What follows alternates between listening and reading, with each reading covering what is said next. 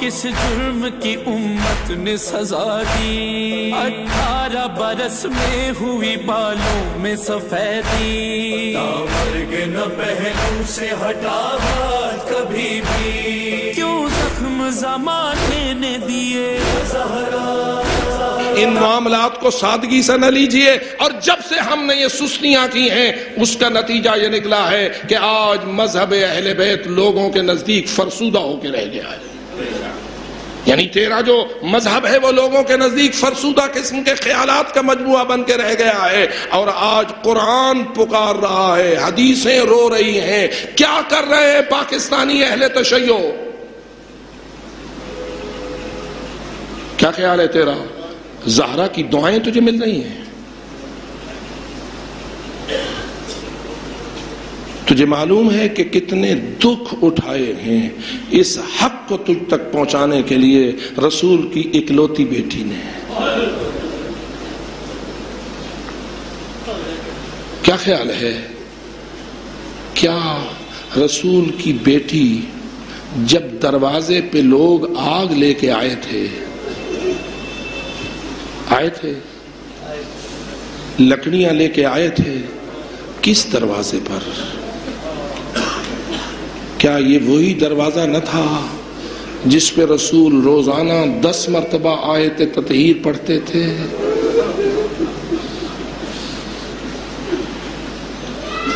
کیوں پڑھتے تھے؟ فقط بیٹی کی محبت میں یا امت کی ہدایت میں؟ یا رسول اللہ، جب مسجد سے اپنے گھر سے چل کے مسجد جاتے ہو یا مسجد سے واپس آتے ہو، راستے میں دروازہ زہرا پڑتا ہے، آپ نے اگر آیت تطہیر پڑھنا ہے، بیٹی کا گھر ہے، اندر چلے جائیے، بیٹی کے سر پہ ہاتھ رکھیے، آیت تطہیر پڑھیے، تو کیا حرج ہے باہر گلی میں کھڑے ہو کر دروازہ زہرا کی طرف رخ کر کے، کیوار دروازہ زہرا کے پکڑ کے گلی میں کھڑے ہو کے آیت تطہیر کیوں پڑھتے ہو؟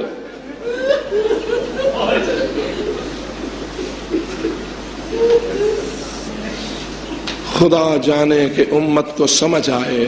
رسول کے منصبی فرائض میں تھا، رسول کی نبوت کے فرائض میں تھا، رسول کی رسالت کے فرائض میں تھا کہ وہ ان کا پریکٹیکل تعارف کرائے جن کے ذمہ دین بچانا ہے۔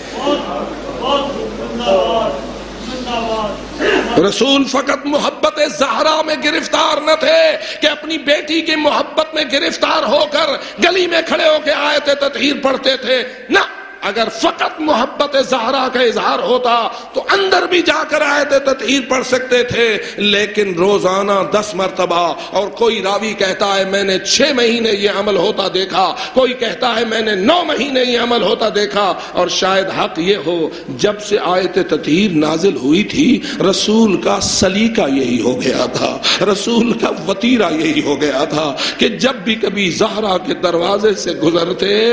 رک جاتے، رخ زہرا کے دروازے کی طرف ہو جاتا، آواز آتی السلام علیکم یا اہل بیت النبوہ انما یرید اللہ لیذہب عنکم الرجس اہل البیت ویطہرکم تطہیرا۔ یا رسول اللہ گلی میں کیوں پڑھتے ہو؟ تو علی رسول کا عملی جواب یہ آئے گا، رسول کا عمل پکار کر مجھے یہ جواب دے گا، میں فقط بیٹی کو سنانے کے لیے آیت تطہیر نہیں پڑھ رہا، میں امت کو سمجھانے کے لیے آیت تطہیر پڑھ رہا ہوں، میں اپنے صحابہ کو سمجھانے کے لیے آیت تطہیر پڑھ رہا ہوں، میں گلی سے گزرنے والے نمازیوں کو بتلا رہا ہوں نہ بھولنا اس دروازے کو، تاکہ نسیاں کے حوالے نہ کرنا اس دروازے کو، اس کی عزت کو نہ بھولنا، اس کی عصمت کو نہ بھولنا، اس کی طہارت کو نہ بھولنا، اس کی عظمت کو نہ بھولنا، اور نہ اس گھر میں رہنے والے آل بیت کی عزت کو بھولنا، نہ اس کی اہل بیت کی طہارت و عصمت کو بھولنا۔ یعنی اللہ نے میری ذمہ داری لگائی ہے میں تمہیں سمجھاؤں کہ میری اہل البیت کا مقام کیا ہے، میری دختر کا مقام کیا ہے،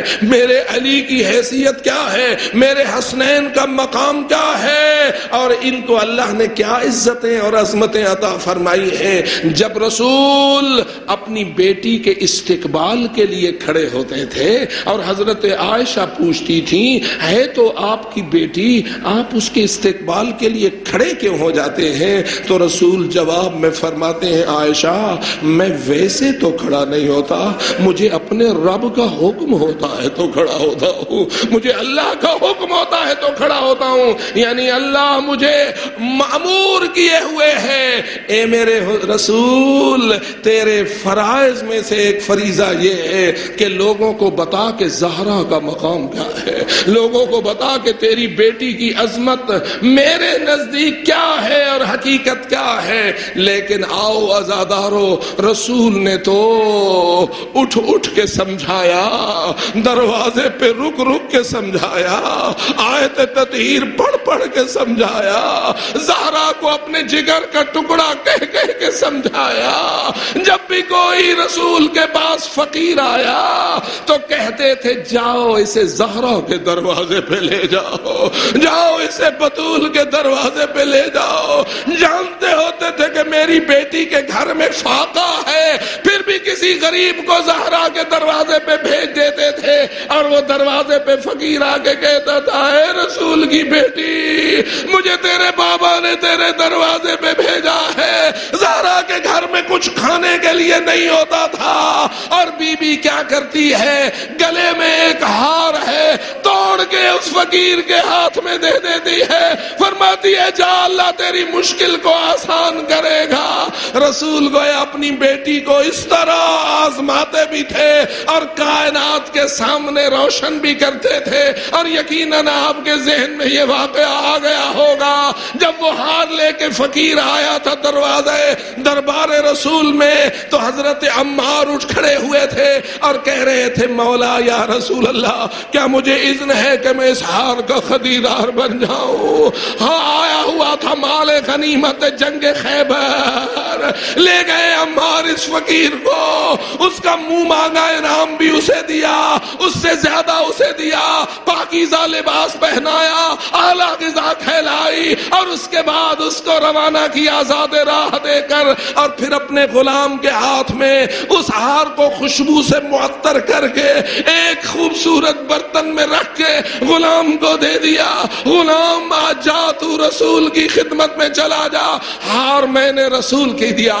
تجھ غلام کو بھی میں نے پاک پیغمبر کی ملک کر دیا۔ آیا وہ غلام ہار لے کر بارگاہ رسالت میں، کہا میرے آقا نے یہ ہار آپ کو ہدیہ کیا ہے اور مجھے بھی آپ کی ملک قرار دیا ہے۔ رسول فرماتے ہیں جا میں نے تجھے زہرا کی ملکیت کیا، میں نے ہار بھی اپنی بیٹی کو ہبہ کر دیا۔ ہار واپس بارگاہ حضرت زہرا میں پہنچا، بی بی نے ہار قبول کر لیا اور اس غلام کو آزاد کر دیا۔ غلام خوش ہو کے کہنے لگا میں قربان جاؤں اس ہار پر جس نے بھوکے کو کھانا کھلایا، جس نے بے لباس کو لباس پہنایا، جس نے بے زاد کو زاد راہ دلوایا، جس نے غلام کو آزاد کرایا اور پلٹ کے اپنی مالکہ کے پاس واپس آیا۔ عزادارو یہ وہ ہستیاں ہیں جن کا رسول اس انداز سے تعارف کرواتے رہتے ہیں، لیکن پوچھتا ہوں رسول کی رحلت کا کتنا دن تھا، کتنا دن تھا کہ رسول کی بیٹی یہ دیکھ رہی ہے کہ دروازے پہ ایک گروہ آ گیا ہے جس نے لکڑیوں کا ڈھیر لگا دیا ہے، آگ لے کے آیا ہے، اور آواز دے کے کہہ رہے ہیں کہنے والے نکالو علی کو باہر ورنہ ہم اس گھر کو آگ لگا دیں گے۔ راویوں نے جب لکھا، علماء نے جب بیان کیا تو روایت میں یہ جملہ ملا رسول کی رحلت کا چوتھا دن تھا، رسول کی وفات کا چوتھا دن تھا۔ ہائے اور لوگوں مجھے بتاؤ اور تمہارے خاندان کا کوئی سردار اس دنیا سے چلا جائے، اگرچہ وہ دنیاوی سردار ہو، کتنے دن تعزیت ہوتی ہے، کتنے دن فاتحہ پڑھتے ہو، کتنے دن صاحب ماتم صفے ماتم پہ بیٹھے رہتے ہیں، اور کجا دنیا کا کوئی سردار، اور کجا کائنات کے رسولوں کا سردار چلا ہے اس دنیا سے، اور واحد اپنی وارث چھوڑ گیا ہے زہرا،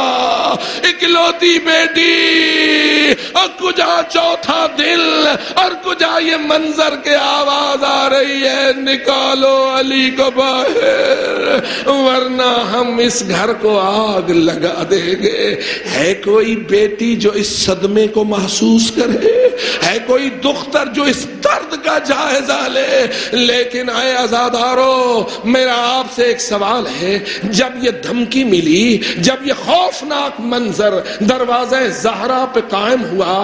علی گھر میں تھے یا نہیں؟ جی علی گھر میں تھے یا نہیں؟ جواب یہ ہے کہ ہاں علی گھر میں موجود تھے۔ پھر یا علی آپ خود دروازے پہ کیوں نہیں آئے؟ یا مولا علی اتنا جو مصیبت کا منظر دروازے پہ بنا ہے، آپ خود دروازے پہ کیوں نہیں آئے؟ تو شاید کردار علی پکار کے کہے اب وہ وقت آ گیا ہے، میرے کردار سے مسئلہ حل نہ ہوگا، اب زہرا بطول کے کردار کی ضرورت ہے، مقصد دین بچانا ہے، مقصد تجھ تک حق کو پہنچانا ہے۔ میری تلوار آج وہ کام نہیں کر سکتی جو زہرا کا صبر کر سکتا ہے، میری ذوالفقار آج وہ کام انجام نہیں دے سکتی جو بطول کی مظلومیت انجام دے سکتی ہے۔ اسی لیے چلی ہے زہرا، آ کھڑی ہوئی ہے پشت دروازہ پہ، اور دھیمے انداز میں کرنے لگی ہے گفتگو۔ اے دھمکیاں دینے والو، آگ لگانے کی دھمکی تھی نا، اے دھمکیاں دینے والو، اس گھر میں تو فاطمہ رہتی ہے، اس گھر میں تو فاطمہ رہتی ہے، اور میں کس جگر سے یہ بیان کروں؟ باہر سے جواب آیا بہن رہتی ہے تو رہتی رہے، ہمیں فاطمہ کی کوئی پرواہ نہیں ہے۔ ہائے ہائے اے جگر زہرا، تیرے صدموں کا میں کیسے جائزہ لوں، اور تیری مصیبتوں کو میں کیسے وزن کروں؟ بی بی نے صبر کیا اور پھر کہا اس گھر میں تو حسن و حسین رہتے، یہ تو حسنین کا گھر ہے، لیکن پھر وہی جواب آیا وَإِن رہتے ہیں تو رہتے رہے، ہمیں کوئی پرواہ نہیں ہے، ہم آگ لگا دیں گے۔ زہرا نے جب یہ جملہ سن لیا، راوی لکھتا ہے اندر سے آواز آئی یا ابتا یا رسول اللہ، ہائے میرے بابا، ہائے میرے رسول بابا، مجھے آپ کے فوراً بعد فلاں فلاں سے کیا دیکھا؟ روتا ہوں کہ کس جرم کی امت نے سزا دی، 18 برس میں ہوئی بالوں میں سفیدی، مرگ نہ پہلو سے ہٹا ہاتھ کبھی بھی، کیوں زخم زمانے نے دیے زہرا